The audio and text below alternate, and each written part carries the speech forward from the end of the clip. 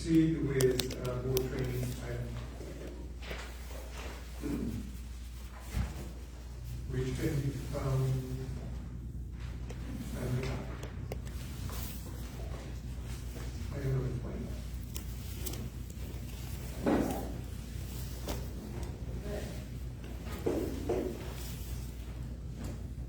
We went over conflict of interest policy, so luckily we're down to the bag of clean up the meeting act and the duties and practice. So for the board members, I can do out the actual bag of clean up the meeting act as it stands in 2023.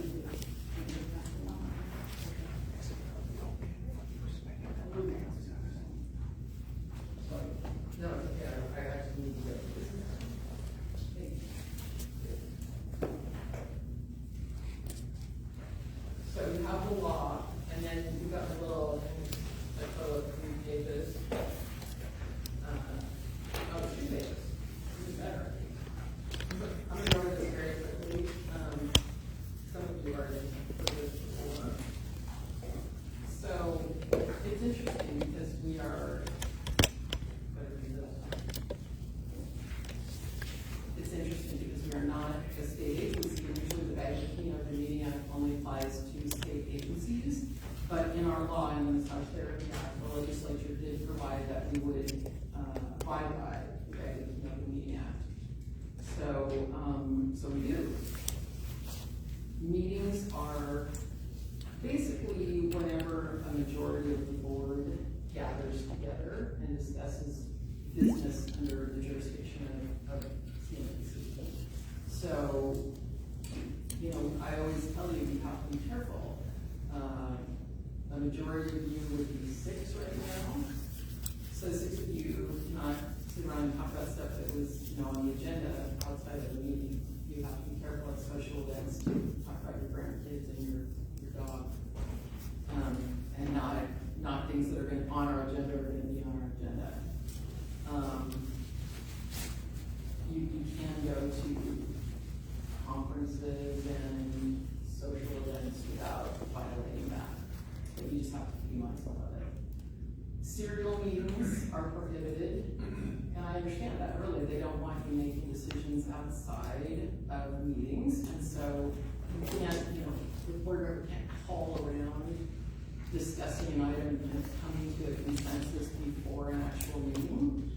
And the same with email. You can't email around about an agenda item beforehand and sort of come up with a consensus. I've really beat that into board members' heads over the years, so I don't really think that ever happens. But be mindful of that. And it's why, you know, if I send you something, I'll say, don't reply at all, don't discuss this, we'll talk about it at the meeting. Oh boy. Meetings by teleconference have gone back and forth. So prior to the pandemic, meetings by teleconference or video conference were very complicated because there has to be a physical address on the agenda for the teleconference meeting. A board member has to be at that address, and then everywhere that a board member is has to be published on the agenda. So it's very difficult. During the pandemic, by executive order, Governor Newsom suspended all of those rules so that people could have meetings remotely without all those rules, and that was lovely. And originally it was supposed to expire in like 2022, then they pushed it to July 1 of 2023, and I actually had told almost it was expiring, but I just saw that on September 13th, they extended it again to the end of this year. So the difficult rules have been suspended until the end of this year. I don't know if they will suspend them again, but for now they are. So right now we could have a teleconference meeting now, not with not too much difficulty, but they're also problematic sometimes. It takes some logistics to do that, and we like to see your faces, so we generally try to do it in person. No secret ballots. You've never seen us do that, and we never do a secret ballot. Notices for meetings have to be posted at least 10 days ahead. Have to be posted at least 10 days ahead on the internet and sent to board members and anyone else who has ever asked us for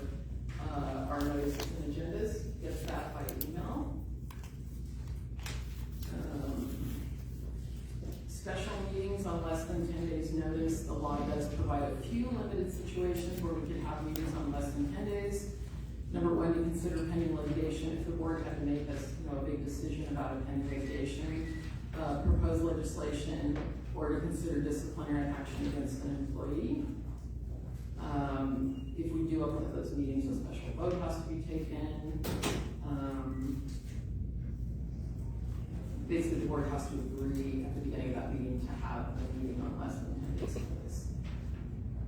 Closed sessions during meetings. The Bagley-Keene Act prohibits most closed sessions, although they say that and then they go on for pages and pages and pages of exceptions to the closed session prohibition.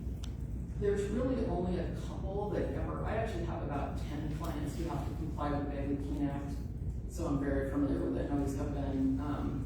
And CMTC, like my other clients, there's really only a couple of exceptions to the closed session prohibition, and that is for personnel matters and for pending litigation. I mean, those are really the two exceptions to the Open Meeting Act that apply to any of my clients in the CMTC. So we can go into closed session to discuss personnel matters, and we can go into closed session to discuss pending litigation, which is the only reasons I believe that we ever do.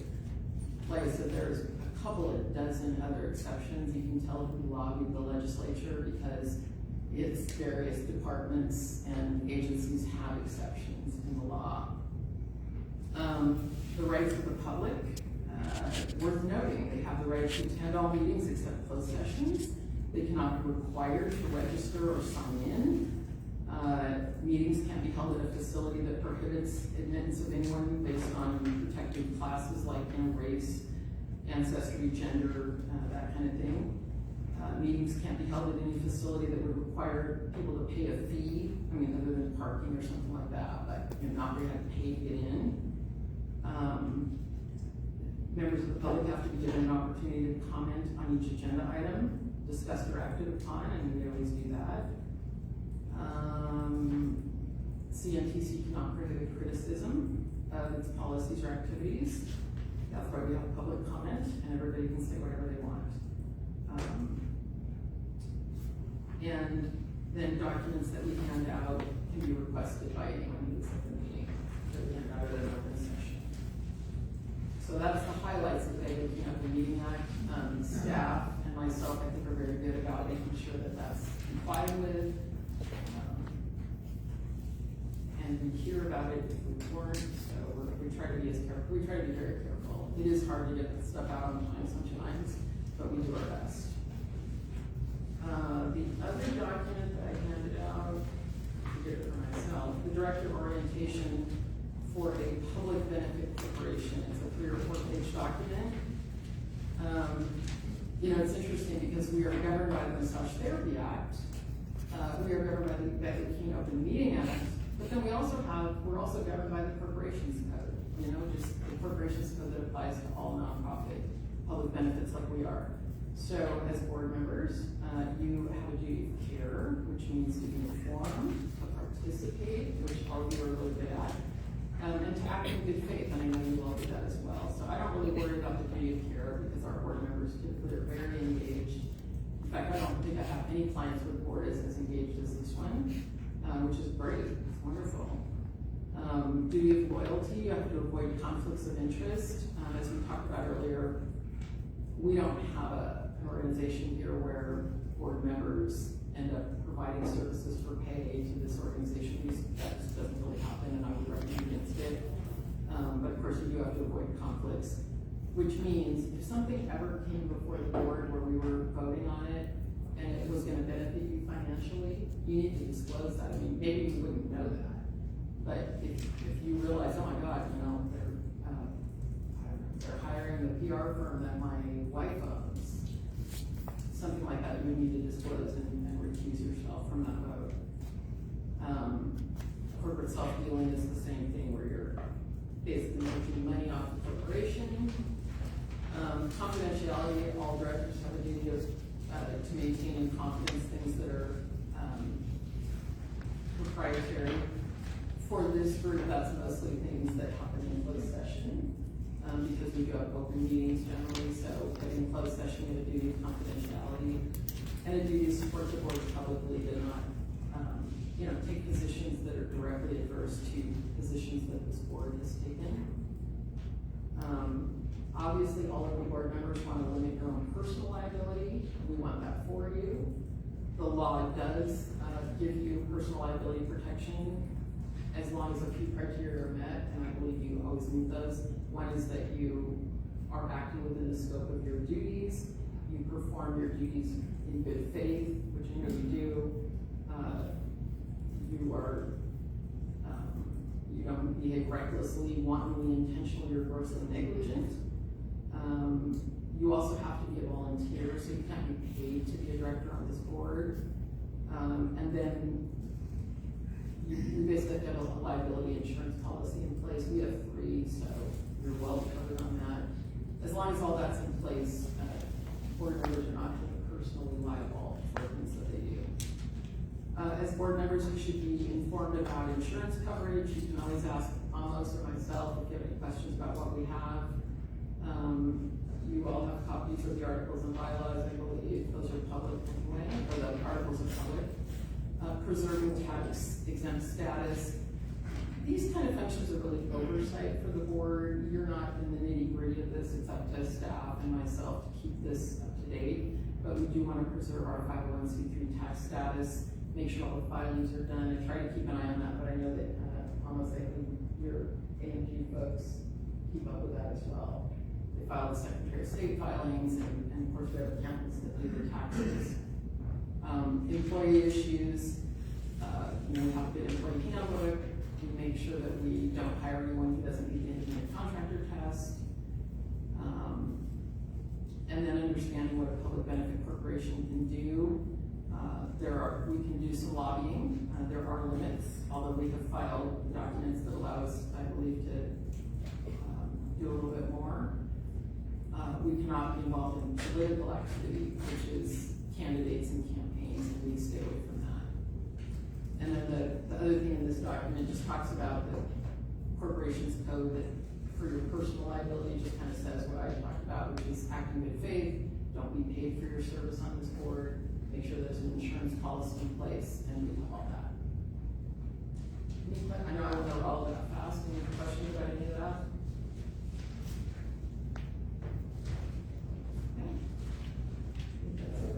Okay, thank you.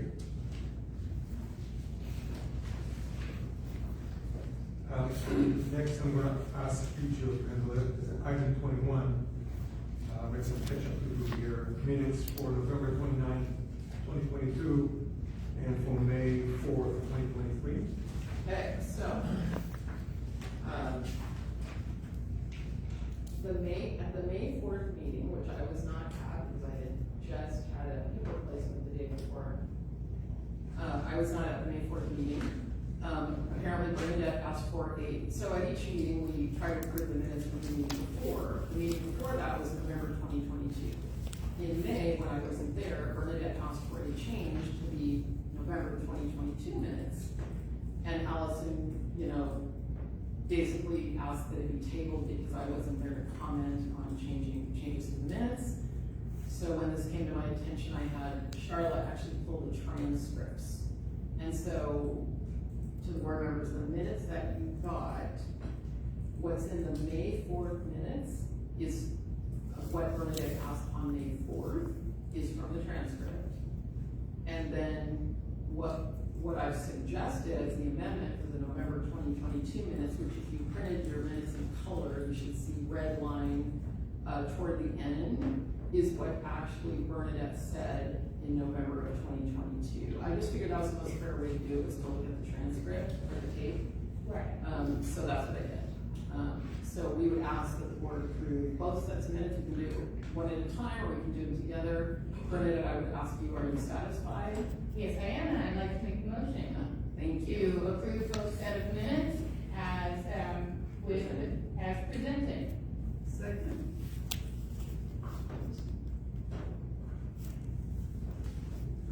Hearing no discussion? Yes. I was at the November meeting, but not at the May meeting, and so approving them together for me, I would have to abstain from one and approve the other, because I wasn't present. And your extension will not, if you If not, we're not vote.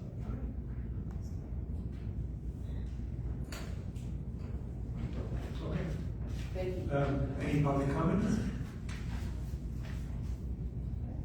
John, please call the roll. Shannon Faber, Yes. Sarah Fraser, Abstain. Jennifer Gonzalez, Abstain. Bernadette Murray, Yes. Martha Stoffer.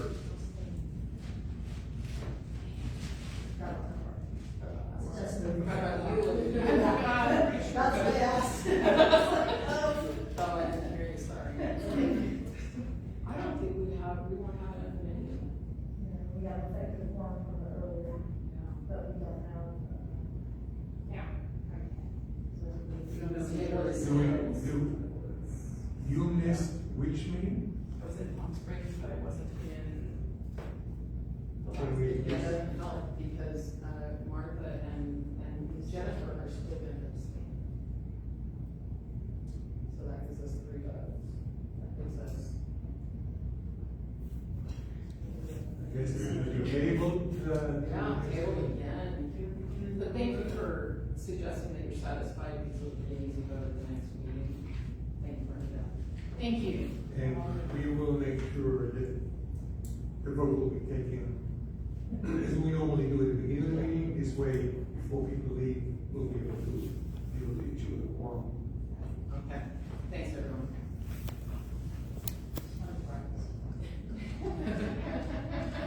Oh, my goodness.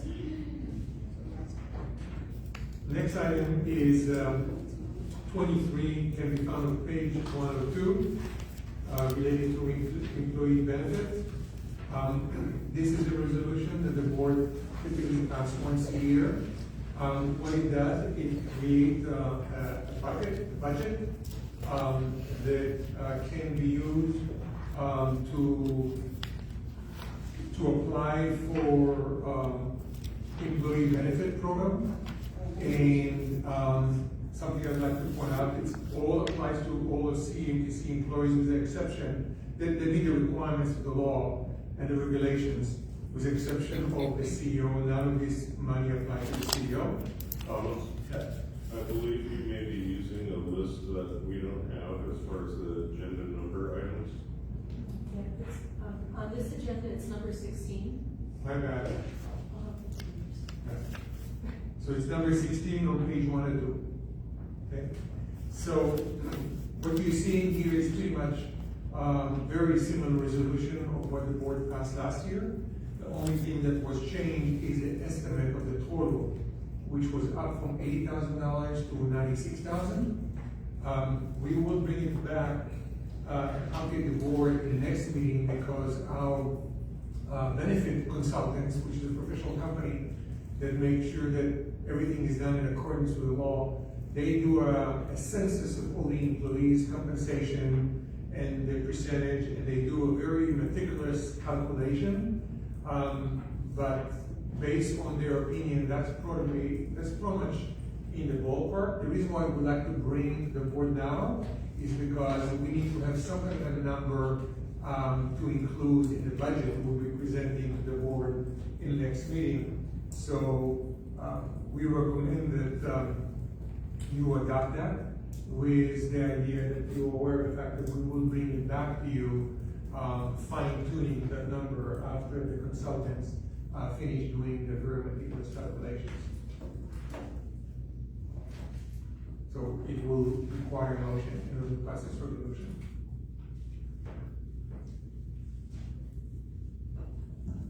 I move to pass the resolution.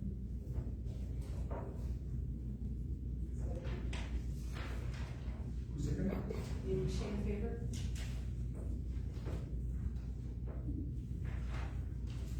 Sarah, do you want to speak?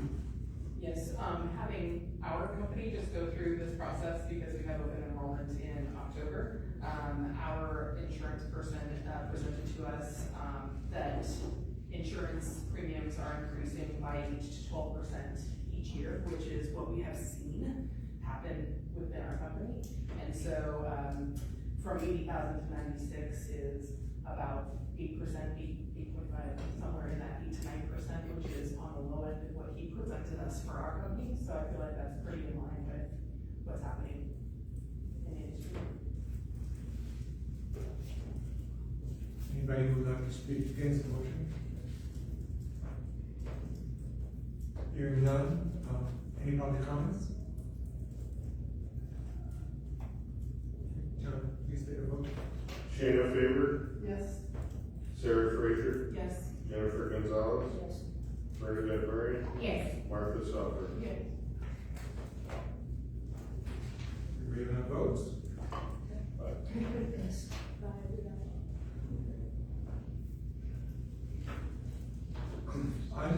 Item number 18, expense reimbursement policy, that will be tabled to a future meeting. It was 18. And we're tabling. It's not 18. Oh, yes, it is. It's 18 months. We'll change it, right? Okay. Item 19, Ron Bates Student Scholarship. Jill, I'd like you to present that.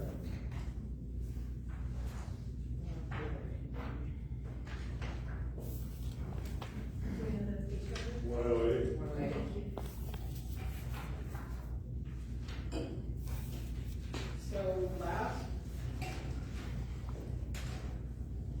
Last year, I don't remember which, meeting, and for Martha and Jennifer, Ron Bates was a board member for quite a few years, who, passed away unexpectedly in September of 2022, I believe.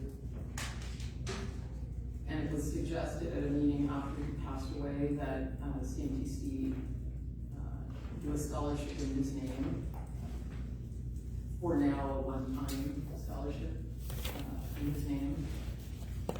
And so I prepared documents that you could consider that would be what would be required by IRS in order to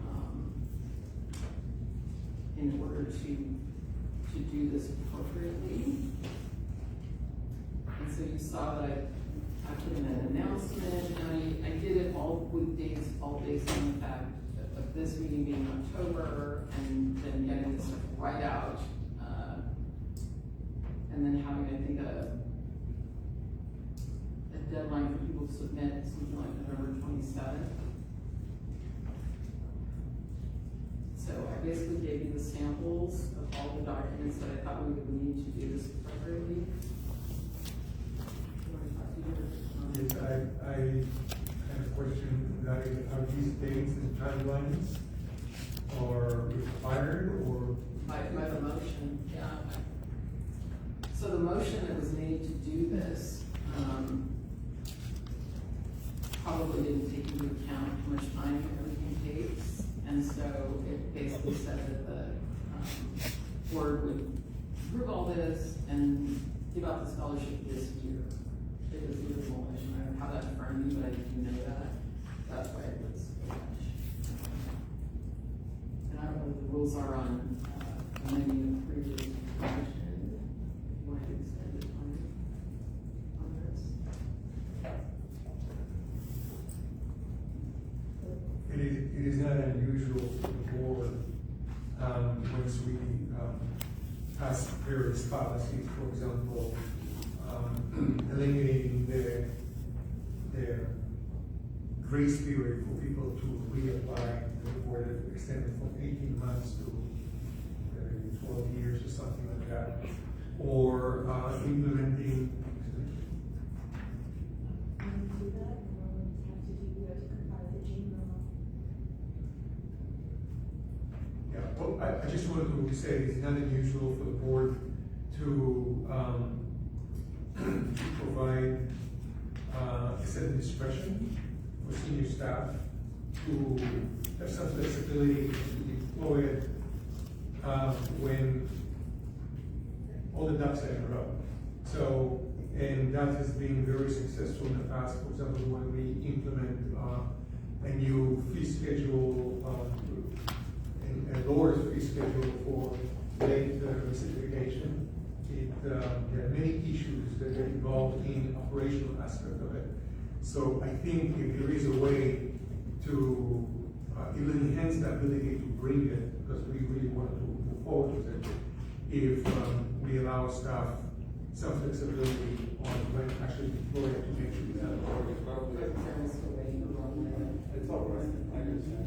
No, we have received an opinion from him.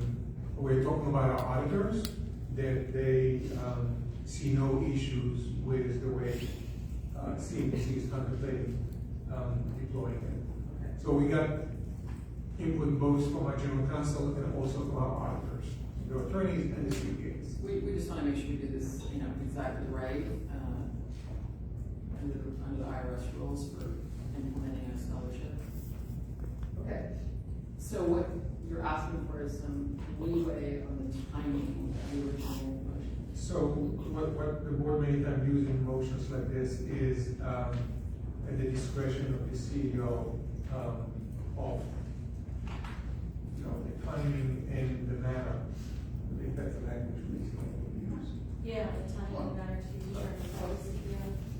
What I'm saying is the original motion that put this into place, that it had to be done, so we were taking the motion today, giving senior staff some additional time.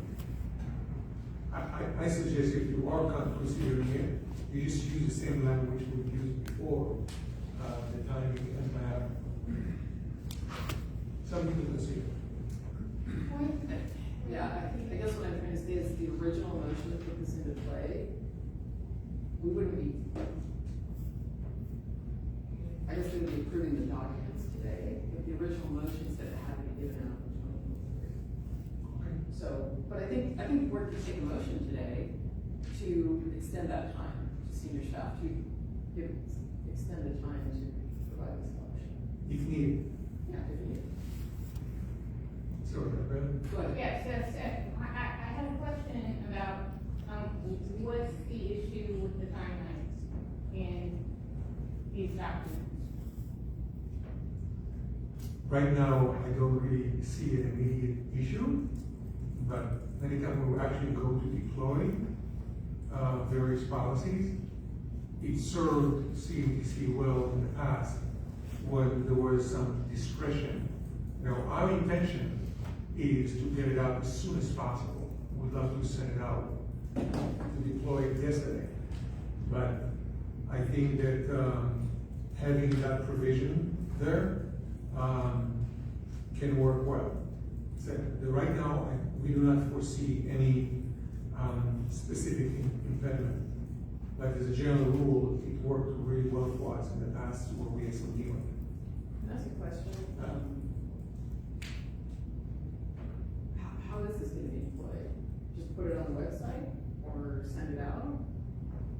We are probably going to put it on the website, share it with all the schools, and probably also send an e-blast to all of our certificate holders to get the word out. So we'd like to cast a very, very wide net to get the word out that the board adopted this scholarship. Yeah, and since these are, the documents are done, if the board approves these documents as presented, then, yeah, I think that would be fairly straightforward to do that. So again, the question, in the documents, the real deadline that's not flexible is for the applicants. They are given a pretty hard deadline about when they have to submit the application by. There's more flexibility for when the application has to be awarded in terms of it's not a specific day. No, I think the original motion way back when said the scholarship had to be given out in 2023, that's the rub. I made up November 27th so that we had time to pick a winner in 2023. You see what I mean? Right. And I wish I had that darn motion in front of me, because I'm gonna remember what this one, was that November? It was November meeting. Yeah, I was gonna get all that, you're like, you're, but at least it'll tell us what the motion was. Well, there's the minutes and there's something.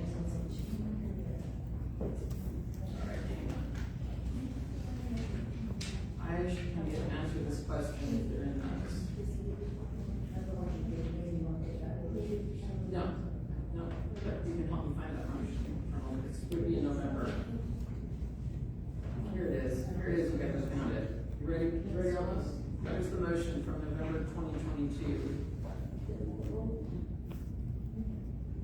right. It was amended, but the final motion, as I have it, motion to have legal counsel create a policy and an application for a $5,000 scholarship in honor of Ron Bates, subject to approval of the board. Once the process and application are approved by the board, the chair and vice chair will ensure a wide advertisement of the scholarship and select a recipient for 2023 and provide the scholarship money for use at a CMPC approved school or program of the recipient's choice. The chair will report back to the board regarding the process and the recipient at the end of 2023, so the board can decide whether to continue the program for 2024. Okay, so that's where I got this idea that the whole thing had to be done and sealed and delivered in 2023. Good, Brenda. Okay, so, yeah, so there's a couple of additional questions that come up for me. If we extend the deadline on when it can be awarded, then we'll also have to push back the deadline on reporting back to the board and for the board making a decision about whether or not it'll be continued in the future.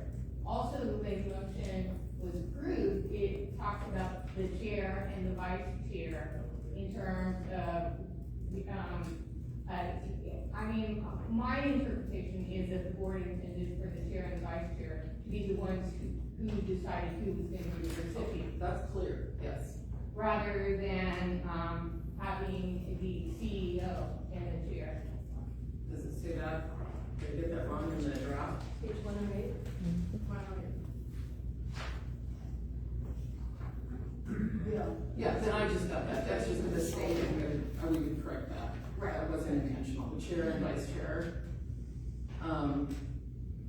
Yeah, I mean, if you vote to extend the time or to give some leeway to staff, then all those dates would have to bump out, and all the dates in my fake draft documents would be extended out. If we don't extend it, then we need to get this out quickly We will. and keep the November 27th deadline and have the chair and vice chair, or whatever it's in the motion, pick a winner. And then at the December meeting, right, then at the December meeting, they would report back, who they selected. So then we would be within that 2023. I think it's fine either way. Almost again, what time would you want it extended for? I think that, in order to allow as many people as possible, I think we need to allow people more time, because we can get out a message very quickly, but then people need to wrap their head around it and sit down and write whatever they want to write. So I think it'll be more fair for more people to allow them more time. So I will leave it up to the discretion of the board.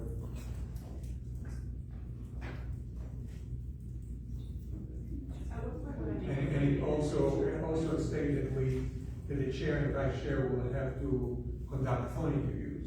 So I'm just going to put a little reality check here. Wait, they're gonna look at, is that what it said in the motions? Yeah, it says, the recipient of the scholarship will be determined after phone interviews, which will be conducted individually with the finalists.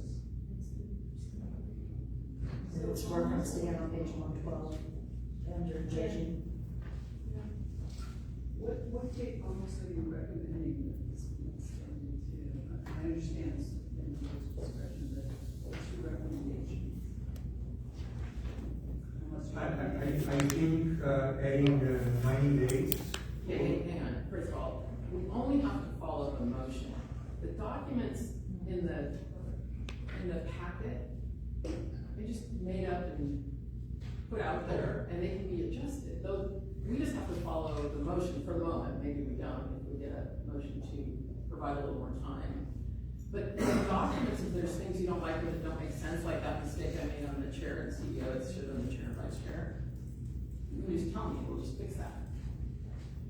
So if you don't want, the chair and vice chair could pick from the written documents. You don't have to do any phone interview, right? I made that up. They could do it on their own. People put in a detailed application. So you guys tell me, within reason, I mean, there are some rules that we need to follow, but I think as long as it's a fair and non-discriminatory and that kind of process, you can tell me you want something different than what I put in the draft documents. So just to respond to your question, as far as how much time I would recommend, I think adding an additional 90 days will be very reasonable and allow more people to partake in To this. the current deadline. Exactly. But it would be, After November 27th.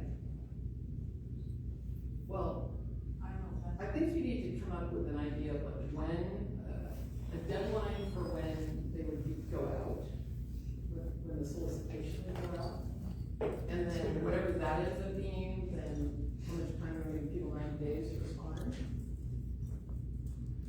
Yeah, so, you know, we are going to gear everything up to get it out, and we already started with things in place.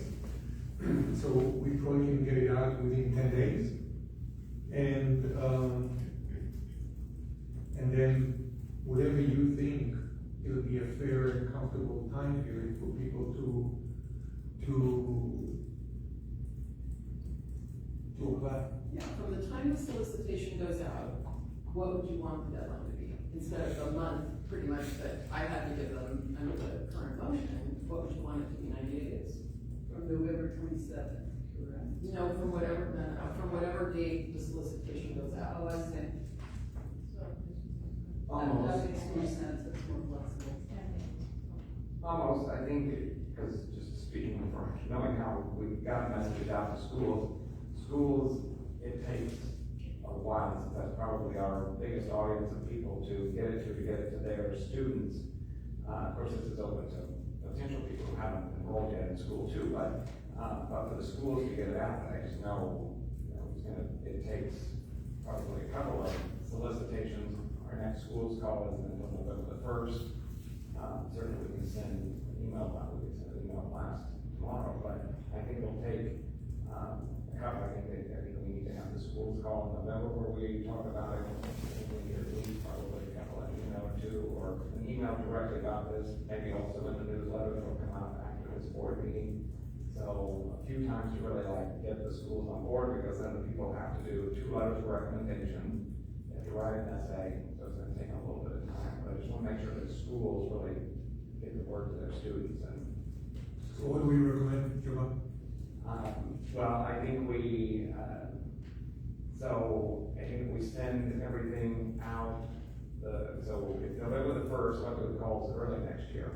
So I think, I would probably say if we could have everything in, like by December the 15th, like that, the application deadline, and then whatever. Wait, you mean the date when the solicitation has to go out? No, I'm saying, like, I think we can get everything out here in the next, because we're at the 11th, and then I think we can get an email out to the school, and we don't have an exact time, but just as an example, an email out to the schools that's just this one topic. They need several hits before, you can't count it like every email. But I think we send this, we're also we'll have a school newsletter that'll go out in 2 to 3 weeks, so roughly right around the end of the month. And then we'll have the schools call on the 1st, so there's 3 hits that we'll get to the schools. All of that's gonna happen by the 1st week of November. So then I think if we give them until December the 15th, they've got anywhere from 4 to 6 weeks to. You know, people applying for the People scholarship. applying for the scholarship. Don't, you're gonna give them 6 weeks? I think they'll have at least 4 to 6 weeks if we give them an application deadline of December the 15th. And then, however you wanna work the back end of the selection and stuff after that. But I think November 27th, especially with Thanksgiving in there and stuff like that, I think that's gonna be hard. But I think December 15th is doable. And also you don't get too much time, but if people are really interested, then you can on it. So that would be my recommendation. Well, the solicitation for applications that goes out will be the whole package. It'll be whatever I put in this announcement plus the attached documents, so that people have something to go by. And almost, I'm trying to be obviously we all want to be very sensitive to how busy you are and staff is. You know, what's realistic to get this finalized and get it out? Yeah, so I said, that can be done within, considering everybody's travel schedule and events that we have next week and the week after that. That's what I'm suggesting, 10 to 14 days can be given. But the issue is that I agree with you about, yeah, we can easily send an e-blast to 50,000 certificate holders, but really, we expect that the schools and the potential students, this is really where we generate the most interest. Yeah. So we just need to be sensitive to the school newsletter and the school call and all of these other deadlines that, I mean, that we have to keep in mind. But the school newsletter does not happen, Well, did the school newsletter go out by November 1, is that what you're saying? I think it'll be posted, I think it'll be the first week, by the end of the first week of November, I think it'll be out. It's usually 3 weeks from the But that's not November 1. I have to deal in specifics for this. So Right. something like, what I'd be looking for would be that, you know, the new deadline would be not later than, because the solicitation for applications would go out not later than the date. Well, we can send that, because that's gonna be separate, because like you said, we need to send out the information of sort of the whole packet. That would be, I envision, its own separate email to schools. And then the call and the newsletter are just It's just you nudging. more advertising for it, but they will get, I think we can work together, like I almost said, to get the packet out to the schools. And then on the call and the newsletter will say, hey, there's the scholarship, you should have already gotten the packet. If you didn't, somebody won't have it. You know, we'll resend it to you or something like that, but, so that's sort of the order that I would see it. Those two are just kind of reminders. Right, so, solicitation going out later than November 1. correct. Okay, and then, so the question is, do we want to give the applicant, basically 6 weeks, which would be 45 days? Do we want to give them 60 days, which would be right at the end of December? I'm more inclined to say January 15th, actually, just because we're getting into the holidays, people have a bunch of stuff going on. I don't know about the school calendar, there may be, like, the end, if that's the end of a quarter or a semester and there's testing and things going on. I'm agreeing with Brent. I mean, if I may, I would even suggest 90, because if we don't get the solicitation package out until close to November 1, I don't know what day of the week November 1 is, but if it's, yeah, if we get it out close to November 1, 90 days would be the end of January, and that would, you know, cover all the things Bernadette just raised, which I think are valid. You know, we're into the holidays, and it's just tough. It's gonna be tough for applicants to write an essay and reach their recommendation people and all of that. And Jill, can I also suggest that there needs to be sufficient time for the chair and vice chair to review the submissions as well? But that's after that deadline. It is. So Let's talk that- about the deadline to submit. Yeah, the deadline for applicants to submit. I agree, Allison, but I'm not there yet. We're gonna have a bunch of deadlines in this motion if we do it. You know, not later than November 1 to send out the solicitation, which is all these documents in here. And then not later than whatever date you want, 60, 90 days later for applicants to, the deadline for them to apply. And then another deadline for the chair and vice chair to come up with a winner, right? Right. And then a fourth deadline to report, which really should just be at the next meeting maybe. Yeah. So we see a fair amount of scholarship type opportunities come through the school, and they often do not have a 90-day period to turn in their application and do the work. Some of my worry is the longer you make the time frame, we want a lot of people to apply, right? But those are all essays and reference letters that somebody's going to have to look through, and there'll be more of them. So my question is, if you choose January 15th, what's happening for the chair and vice chair at that point, and how long does that push out that process for them to look at the mass amount they might get because we didn't push later. I will say when AMTA puts out a scholarship, I do not see it as a 90-day timeframe, which is, we're very used to shorter timeframe. So I'm not attached to anything. I like the date of December 15th. So we're back to 6 weeks potentially for the deadline? Okay. Yeah, so no later than November 1st, 2023 for the solicitation, no later than December 15th for the application submitted. And then how much time? So then you guys, I think we have to give the chair and vice chair, and remember our volunteers and how other things going. I think we need to give them quite a while to go over everything, like 60, 90 days. I mean, factor in the holidays, factor in the busy schedules, factor in the volunteers. I would want to give them a significant amount of time to look over whatever we get. And again, do you want them to have to do final interviews, or do you want them to make a decision based on the written applications? I mean, you can do anything you want. If the motion didn't say we had to do that, I just gave you an idea of what it could be, what the process could be. You're not stuck with it. If I may, I would add that if there's phone interviews, it's through a process that maybe they are able to weed down votes, because I don't know what your application estimation would be or how many people apply. I thought that they'd have to say, 15 people apply versus 1,000 people apply. I don't know, and that's a lot different when it comes to time estimates for phone interviews and that type of thing. Never gone through that process. That's a lot. Yeah, if they are gonna do phone interviews, I'd say that's like the top 3 after they weed out through the written, right? That would be a minimal number of like the top finalists, if you're gonna even go there. Then that would need to be adjusted when. Oh, it's all really just the documents, yeah. The other thing is I think the schools have a benefit to push it out to their students or potential students, because that money, like, hey, if I shoulder tap you apply for this, you're likely to come back to my school. So I think there's some motivation on the education side of the schools to push out to their students.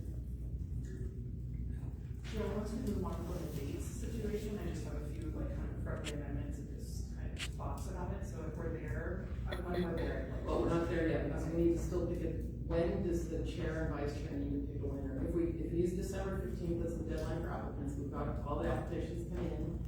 I would give them 60 or 90 days. I mean, this, Yeah, I think. what if we got a ton of applications? And that's just a lot of reading and going, and then they gotta talk to each other.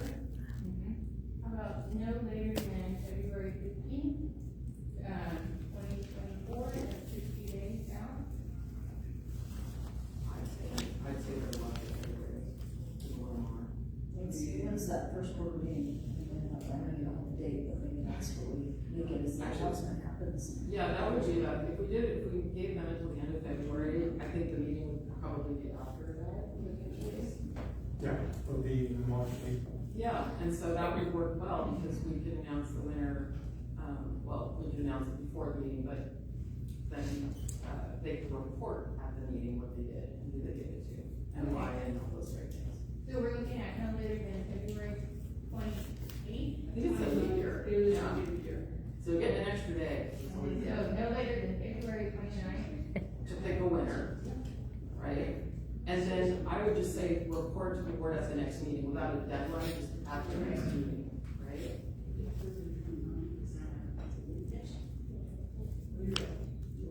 Now, they're gonna pick a winner and give out the money before the next, as soon as they pick a winner, they're gonna go ahead and do whatever, give it out, right? They don't have to wait for the meeting, Right. correct? Yeah. Okay, it's contemplated? Yes, I'm putting it as no later than February 29th, 2024 to select a scholarship recipient. Let's say to select and then give the scholarship, right? Okay. Well, no, that's to select, and then they give it as soon as they can, so. All right, okay, And then report to the board at the next meeting what they did and who they gave it to, and okay. those are basically the things that were in the motion. We just extended those deadlines. And then, if anyone wants to comment, like Sarah said, on the specific documents, although I would certainly change all the documents to reflect this. Do I do the motion on the timing first, or do we talk about the documents?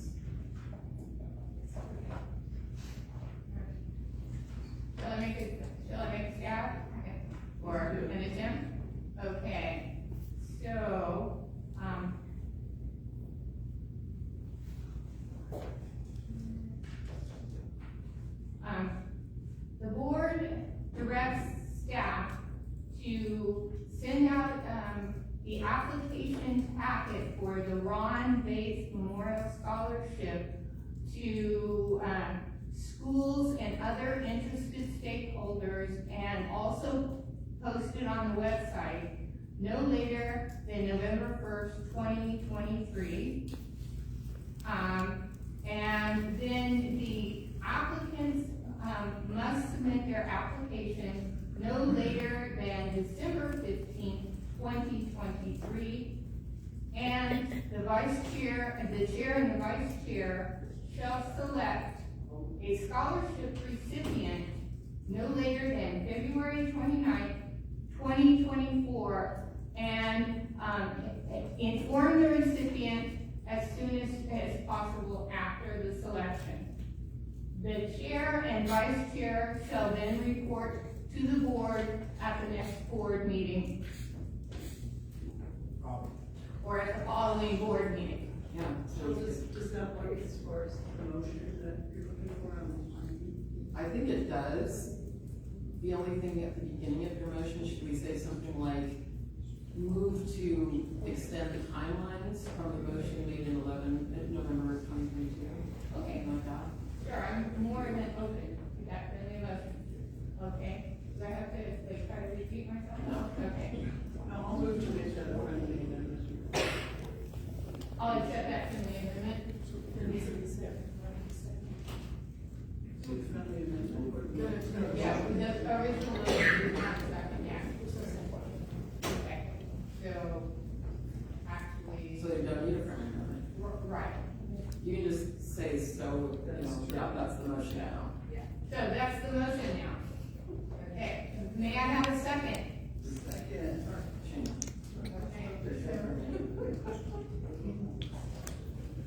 Can you make it on the motion, or that, you wish to speak? I think that this, I think we've had a wonderful and thorough discussion about timelines and, how our objectives in terms of balancing, having many applicants apply, and also at the same time, giving the chair and vice chair sufficient time to make a thoughtful selection. Thank you. Anybody wishes to speak against the motion? Seeing none, I'll be honest. Please take vote. Shayna Faber, Yes. Sarah Frazier, Yes. Jennifer Gonzalez, Yes. Bernadette Murray, Yes. Martha Sauer. Yes. Motion passed. Thank you. Beverly Major, Governmental Affairs. Now, they're going back with the documents that are in the court. The process documents. They were gonna have a second motion, then make some changes. I'm sorry. Go ahead. Thanks. I have a few questions. First of all, I know almost you keep saying out to the 50,000 certificate holders or stakeholders. This is specific to current massage school students and those who are enrolling before 2023. So I do know that there are some who are certified and are working who are current students. I think that it just needs to be very clear when we send this out, that if you send it out to 50,000 stakeholders, more of them are not going to be eligible for this. I think that's exactly right. The only people eligible is people that are in school or about to go to school. So, let me be clear. When we send it out, the whole idea is to cast a very wide net. It doesn't mean that the recipient is eligible. We're just making everybody aware of the fact that we are deploying this, and if they know anybody, and themselves can be somebody, okay? That they think that they may. But if they're already certified, would they need it? They would if they're still in school. I Okay, mean, that can happen. one could argue that folks who still have loans due, which would probably be many of them, that this could help even folks who are not still currently in school. Right. Our intent is to really, as I mentioned before, to spread a very wide net. For example, I believe that we are also going to share that information with all of our partners, I use partners who's quote, because every time I use partners, I have our general counsel yell at me. They're not partners legally, okay? So partners in the human trafficking community, because we have people that manage to, survivors who manage to make some very significant changes in their lives, and now they're pursuing a career in professional massage therapy. And actually, some of these organizations brought it out to us.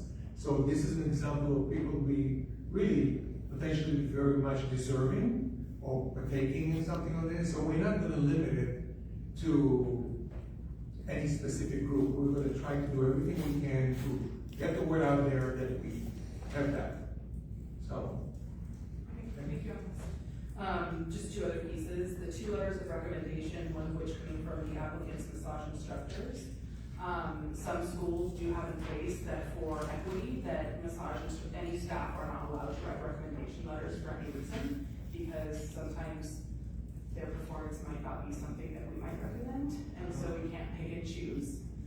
So I might suggest that goes down to one, and you have them choose either, maybe not state who it needs to be, it could be a current manager somewhere, it could be a past teacher in college, somewhere else, it could be a mentor, but I might take out that has to be a massage instructor.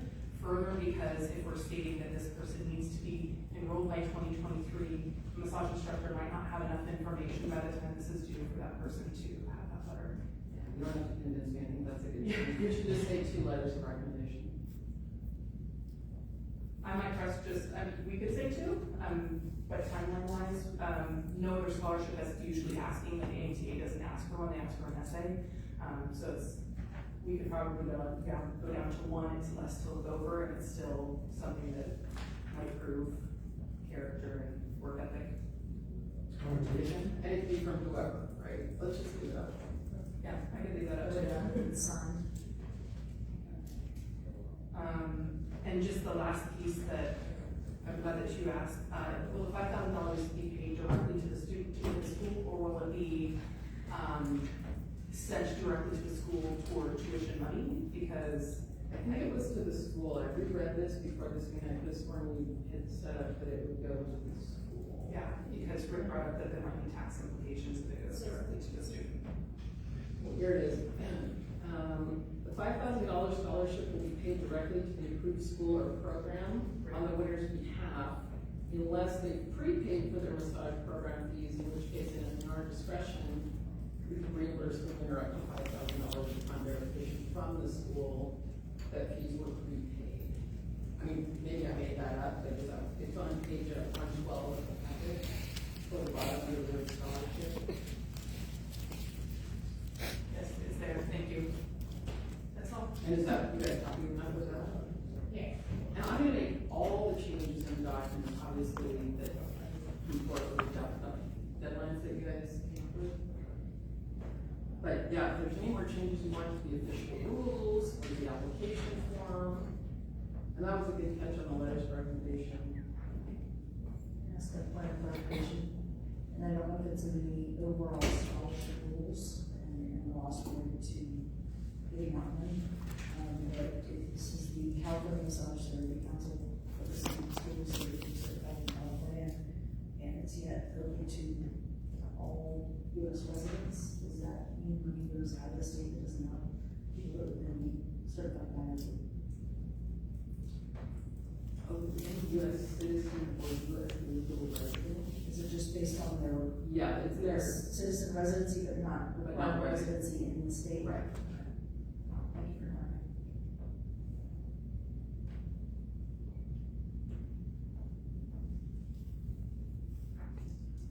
Anything else?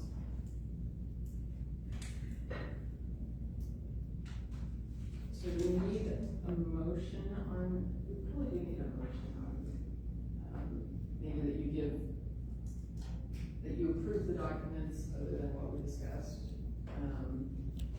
And maybe give us some discretion to tweak them a little bit, if we, in line with the discussion today.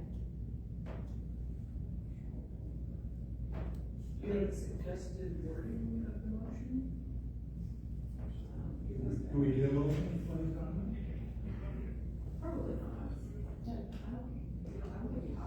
you're directing me to do. I think you can just direct staff to finalize the documents in accordance with this vision. Okay. You so move? I so move that the staff make the changes that the board has suggested today. Staff and legal counsel. The legal counsel. I will second that motion. We should speak to the motion? I think that the changes make it so that it's far clearer for an applicant to provide the information needed, and it makes it more clear, who we're inviting to, who is an eligible participant. Thank you. Anybody who wishes to speak against the motion? Public comments? Seeing none, John? Bill? Shayna Faber, Yes. Sarah Frazier, Yes. Jennifer Gonzalez, Yes. Mary Ann Murray, Yes. Martha Strawberry. Yes. Motion passes. Okay, Beverly May, Director of Governmental Affairs, Human Capital Report. So I think I've done this in detail on our report. The only thing I would add, that one bill. On the microphone? Oh, I'm sorry. I think my report is pretty extensive. The only thing I would add is that there's a bill, none of the bills that I put that,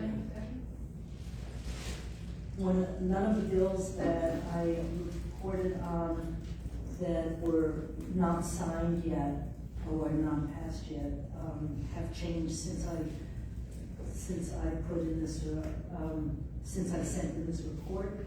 But SB 384 was just signed, and it's not mentioned here. It's a bill that would make any citation against a cosmetologist or an owner of a cosmetology establishment would be eligible for a remedial program instead of a fine for the first offense. Are there any questions on my report? Okay, thank you. Sorry, guys. Do you want the phone interviews, or do you just want the scholarships picked on the basis of the document? I think it should be kind of the essay. I think it should be by the essay because by the phone I'm just gonna be too much work. I concur. People nodding, yeah, and then, so then go to page 112, because I thought we were, or maybe I just made it up, but all eligible submissions will be judged on the criteria, essay, letters of recommendation, and interview. I think we need to change those percentages on the draft document to probably just the essay being most of it, and the letter of recommendation being 10% or something, right? And then take out the interview. Sorry, I just noticed that when we were. So 10% on the letter of recommendation and 90 on the essay. Yeah, I just might need a little leeway on stuff like that I find when I'm actually finishing these up. Thank you. Sorry about that. Thank you. Great, Director of Law and Code Enforcement Relations Report. It's on page 208. Yes, I imagine everybody has taken a look at my report. Trust that you all have, because I don't want to read it. But I would like to draw your attention to the bottom of the first page, CMTC post-training. As you know, our police training is post-certified, and this year we got the code enforcement training, code enforcement officers, CEUs, to attend the training, so gives them a little better incentive to show up and get something for it versus, just the experience of the training, which should be just great by itself, but anyway. That was a joke. I know you're all tired and all. On the next page, you can see the picture that says 5 powerful tools that eliminate human trafficking in massage. As you know, we change the PowerPoint training every year in December, so This was our latest one from last January, and it gives cities an idea of taking care of human trafficking in massage by following 5 easy steps. Of course, you have to go through the training to find out what those easy steps are, but we've also added Operation Get Smart, which we did a pilot last year, and it was very successful, so we decided to incorporate it to see, at least for the first 3 months of the year, to see what kind of response we would have. And unbelievably, we've had a huge response from the civilians. Now, the cops and code enforcement on the post-training is to show them how to work effectively with CAMTC to collect evidence against individuals that might be engaged in illicit activity. So that's a separate deal, but we also asked ourselves the question, when a human trafficker comes to a city to open up business, who's the first person they talk to? Generally speaking, it's a civilian working in the finance department, handing them a business license application, and that might fall maybe a page and a half for a business license application. That's the first person they see. So we thought, well, let's be proactive instead of just reactive and show that individual what a real business license application looks like. And so we found one in the city of Sunnyvale, and Elaine Cattell, who's a senior management analyst for the city of Sunnyvale, was the one that created it. But I also have to give Beverly the credit because she's the one that helped Elaine rewrite the massage ordinance, which gave the authority for that city to implement this great application. So the nice thing about this process is if you can stop human trafficking at the front door, instead of allowing it to get embedded into your city like a tick and then trying to get it out, it's much cheaper to deny them than it is to revoke them and get them out of your city. So that training has actually eclipsed the law, code, and law enforcement training. Since January, we've had 152 police and code enforcement people attend. And since in the same time frame for Operation Get Smart, there's 237 people showed up. But oddly enough, almost half of the group that showed up for Operation Get Smart was law enforcement, because they're encouraged to attend the second training once they've attended the first training. So all in all, we're doing having a great time. Each month, we're getting a lot more people. Now here's sort of an organic thing that has occurred that we never really figured on, and that was that we're, since January, and well, since the convening, when we presented at the convening in January, we were able to touch many states, because everybody, well, not everybody, but many people from across the country attended that conference. And we got a lot of interest in attending our training, because basically what we presented was a modified, reduced version of it. So in the last 3 months, we've had 21 people from the state of Minnesota attend our Operation Get Smart training. 21. It was divided up evenly, almost like 6, 7, and 8 for the last 3 months, and they're all coming from different cities. There's not 5 people coming from Minneapolis. They're coming from Burnsville, Rosemont, Minnetonka. I always thought that was a truck. Minneapolis, Brooklyn Park, and then we've had other states, Oregon, Texas, Anchorage, Alaska, and a second one from Oregon, actually, police chief in Scappoose attended the training. So since I've been on the board from day one and then evolved into my current position, I can just say in the last 14 years, sum up what we've done in California in 4 words. And I would say that CAMTC had it right. So we're having other states evaluate our process. I had the director of the Oregon State Board tell me in an open forum in Colorado, in fact, it was an FSMD, that they're looking at California's processes to implement maybe some or all, I'm not sure, but looking at the way we do things to help them bring theirs up to par. So that seems to be a very interesting thing. And on the last page, there's a picture of myself. It looks like I'm laying down, but I'm just comfortable in the evening. And I'm with some of Mylin's staff at the Federation, and we were doing a blog, and they're going to be editing it. And during this process, I was able to outline the progress and how California is doing in this area of eliminating human trafficking from massage. Thank you, Rick.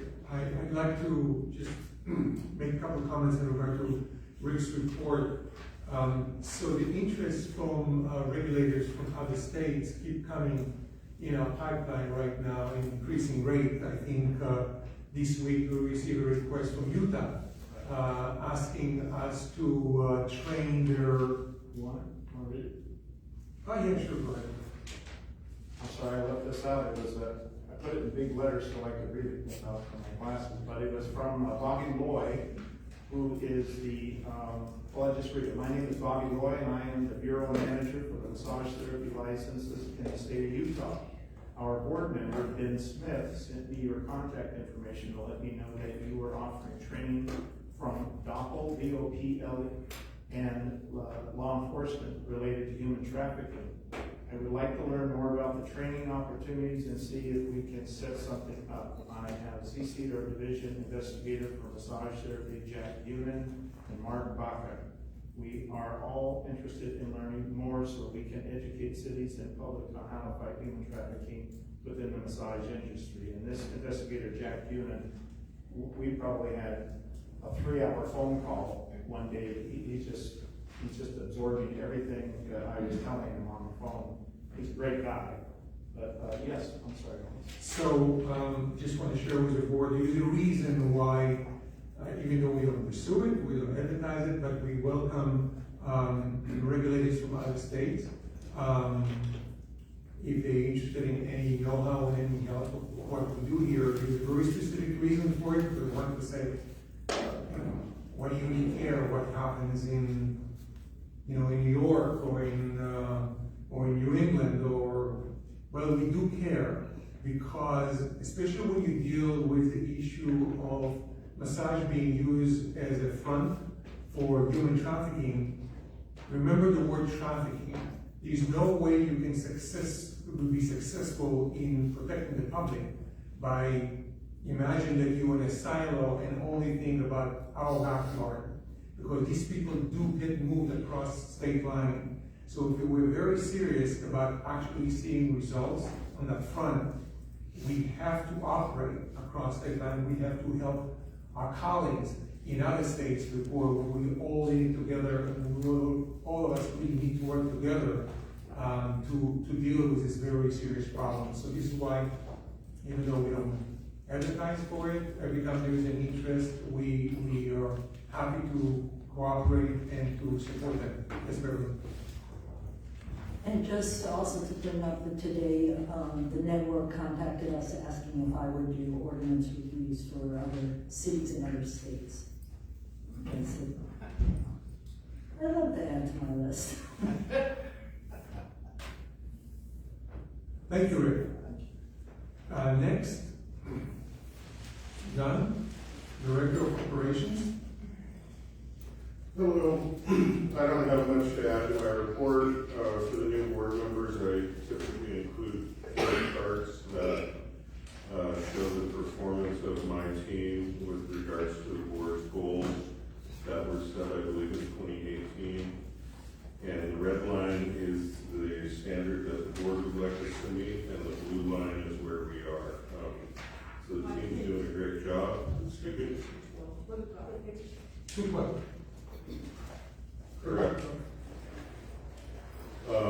So anyway, the charts, one thing I noticed recently was how much the customer service contacts have gone down. So I gave you an example of phone calls, which have been reduced by 53% since 2021. And that's a good demonstration of the relationship between processing and customer service.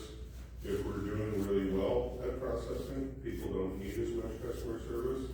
If there's anything that's impeding processing or slowing us down, people need more customer service.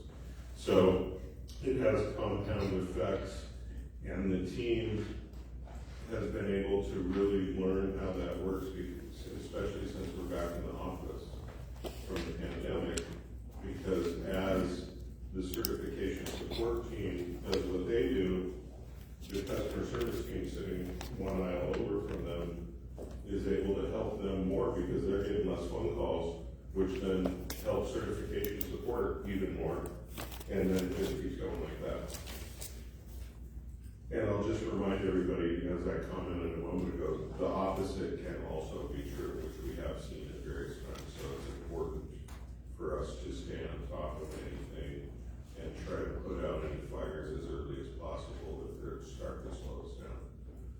So we look at that daily. We calculate these numbers every single day to see any trends as they develop. And other than that, I put the basic information about your 4 goals in here. And if you have any questions, you can ask them now, or we can move on.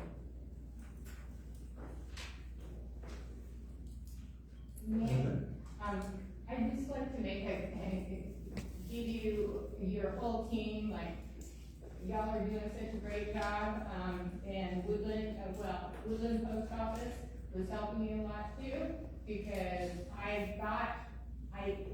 in my mailbox at my home, I got my recertification certificate in 6 days. Nice. And just for the record, we don't give you any of you guys special treatment.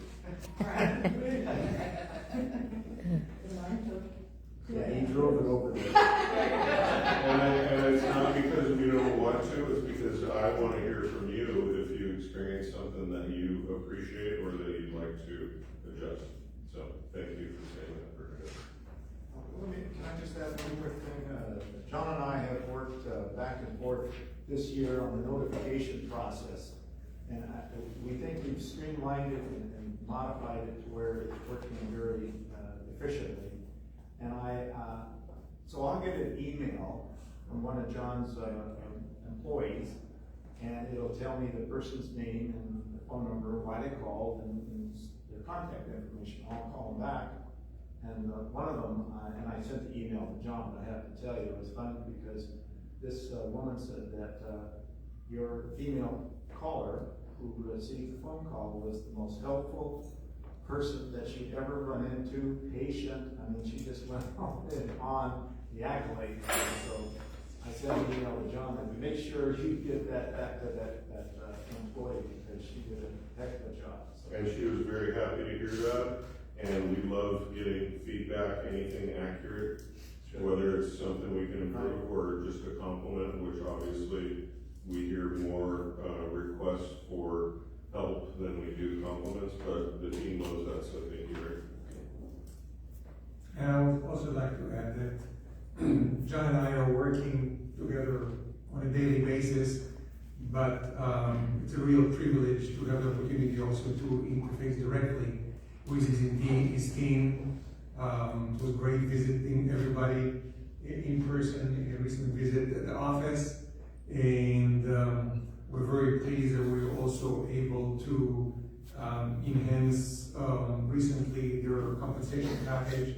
And I think they really appreciate the board allowing the CEO to do that. So again, please express our gratitude. Yeah, thank you, and vice versa. Anyone working during this time period in this economy appreciates, consideration of their work, and they do it for the money to pay the bills, but they also have been very dedicated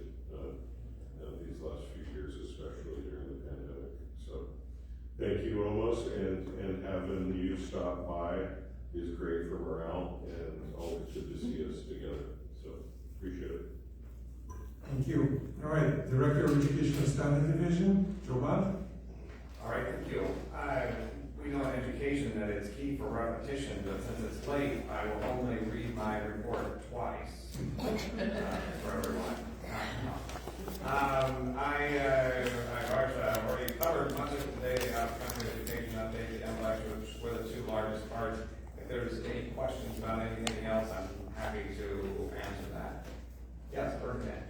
I was curious, did CAMTC submit any comments to the Department of Education on their proposed updated rules on gainful employment? No, Okay. I did not. No, we've not. Okay. We've been monitoring the situation, as I mentioned actually in my report, Yes. but we have not engaged directly in the process. Okay, thank you. All right, thank you. Last but not least, I just want to make a comment about outreach director's report in Roberta. So you notice that in your board packet, you don't actually have a separate section for the outreach director report, and there is a reason for it. Actually, there is a report, but because of the size of the packet, and there's so much outreach functions that are happening, we decided to spread it through the entire board packet, so you have various outreach elements related to various kind of activities and initiatives. So it is here, but it was kind of spread to make sense in entire a lot of sections. So I do want to take this opportunity to thank Roberta for all of her tremendous work, because outreach is not really a separate department, it's one department that supports all the other departments in various outreach elements. So thank you, Roberta, for all your hard work. Thank you to all the departments. And at this point, if there are any, we already covered public comments on issues on our agenda earlier today. So any other items or suggestions for board, from our board members for future meetings, you can share some of them right now, but we will send you an email soliciting agenda items from you in the future. But if there's anything quick that you'd like to put on the record right now, we appreciate that. Bernadette? Yes, and I know we've visited this in the past, but I think it would be good to revisit it in terms of the feasibility of live streaming and recording, video recording our meetings. Thanks. Sure. Didn't we address that as far as offsite meetings? One or more board members? Again, we can put it in an agenda item and we'll discuss it. It's just a suggestion. I'm going to discuss it later. Okay. Any other things that come to mind right now? So don't want you to forget it. Coming tomorrow morning.